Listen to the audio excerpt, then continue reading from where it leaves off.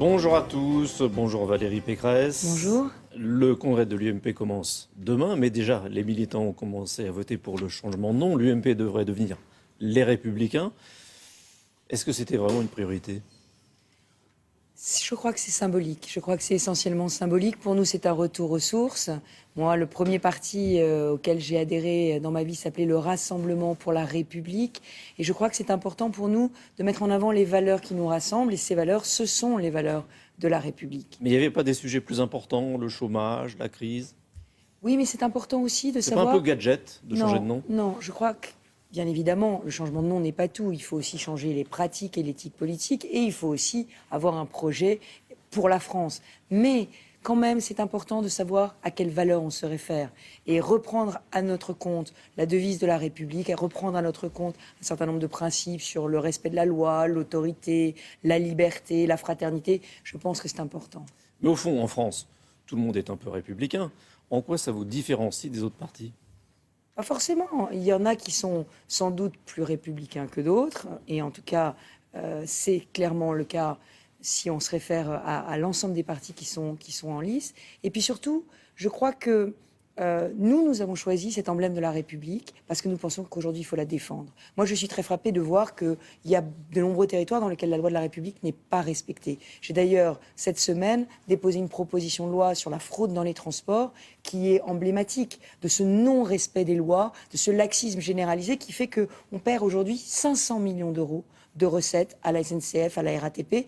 Et est-ce qu'on peut se passer aujourd'hui de 500 millions d'euros, alors que des lignes de train risquent d'être fermées, alors que aujourd'hui, les Franciliens vont prendre leur train, leur RER, qui sont bondés, qui sont vétustes, qui n'arrivent pas à l'heure. Est-ce qu'on peut se passer de ces 500 millions d'euros ? Est-ce que ces fraudeurs ne doivent pas être sanctionnés ? Donc c'est pour ça que j'ai proposé que les papiers d'identité soient désormais obligatoires quand on prend les transports en commun et qu'on puisse les demander à tous ceux qui voyageront sans billet pour que la loi de la République soit respectée. Là, vous êtes déjà sur votre campagne pour les régionales Non, Île-de-France. c'est une proposition de loi nationale, Monsieur Sicard, parce que la fraude, c'est autant sur le TGV, sur les TER que sur les RER.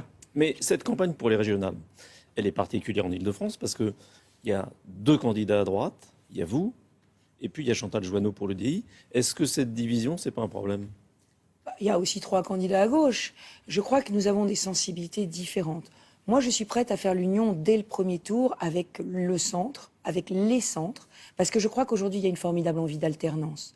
Nous avons un candidat socialiste qui est l'envoyé de François Hollande en Île-de-France. Donc je crois que le sujet, c'est pour ou contre le gouvernement, mais aussi pour ou contre un autre projet régional.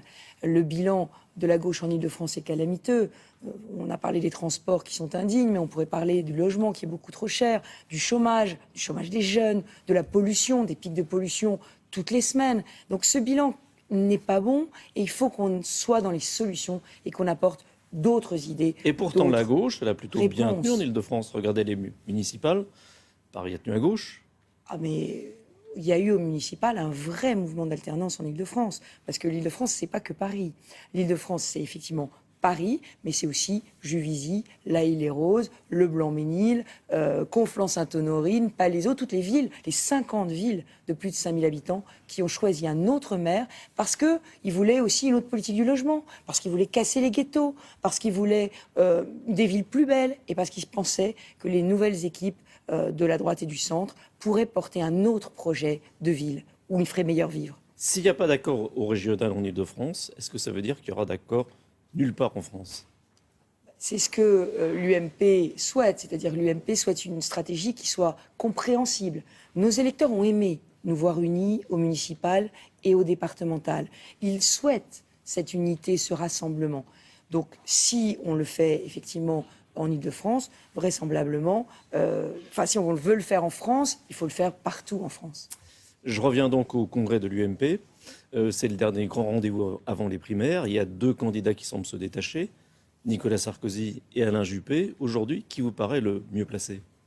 Mais c'est un petit peu tôt pour parler des primaires. Vous savez, on en est bien loin. Moi, ce qui me frappe, c'est surtout... C'est un peu tôt pour en parler, c'est pas un peu tôt pour y penser, parce que tout le monde y pense à l'UMP. Mais ils y pensent. Moi, vous savez, c'est 100% région. Moi, j'ai dit que je ne serais pas candidate à la primaire, je ne serais plus ministre. Aujourd'hui, je n'ai qu'un seul combat, parce que je pense qu'il faut être authentique et il faut creuser un sillon droit. Il faut que les électeurs sachent ce qu'on veut et où on va. Mais pour revenir à votre question, aujourd'hui, il y a une vraie ferveur dans la création du parti Les Républicains. Il y a une vraie ferveur et une vraie attente et un vrai espoir Grâce à d'une Nicolas autre Sarkozy. politique. Je crois que Nicolas Sarkozy a eu le mérite, et ce n'est pas un petit mérite, de remettre tout le monde autour de la table et de rassembler la famille. Et évidemment, c'est un formidable atout pour s'engager dans ces batailles des régionales qui sont une étape clé avant la primaire et avant la présidentielle. Est-ce que le président du parti, c'est pas le candidat naturel pour l'Élysée? Non, parce que nous allons avoir une primaire, et on l'a vu au Parti socialiste, c'est pas Madame Aubry qui a été choisie pour porter les couleurs du Parti socialiste après la primaire socialiste. Il y aura une primaire et le meilleur candidat, celui qui portera les meilleures idées, émergera. D'ailleurs, dès la semaine prochaine, dès la fin du Congrès, il faudra se mettre à apporter des propositions sur la table. Déjà, sur les régions, nous en aurons, puisque les régions doivent servir de laboratoire de l'alternance. Arrêter la gabegie, arrêter le matraquage fiscal, mieux dépenser l'argent. Vous savez que j'ai proposé de déménager le siège de la région Île-de-France des hôtels particuliers du 7e arrondissement vers la Seine-Saint-Denis ou le Val-de-Marne pour faire des économies. Puis c'est symbolique. Mais j'ai aussi proposé une charte d'éthique pour des régions qui soient sobres et exemplaires. Exemplaires, c'est-à-dire qu'on gère différemment, qu'on arrête de donner des logements sociaux aux conseillers régionaux et à leurs familles, qu'on arrête de donner les emplois régionaux aux conseillers régionaux et à leurs familles. Donc qu'on essaye de se mettre dans une nouvelle éthique politique. Toutes ces propositions-là qu'on va faire sur les régions, je pense que c'est un peu le laboratoire des propositions que nous devons faire au niveau de la France. Merci. William? Merci beaucoup. Il y a quelques jours a eu lieu à Monaco le MEDPI, vous ne connaissez pas. Alors c'est le marché européen des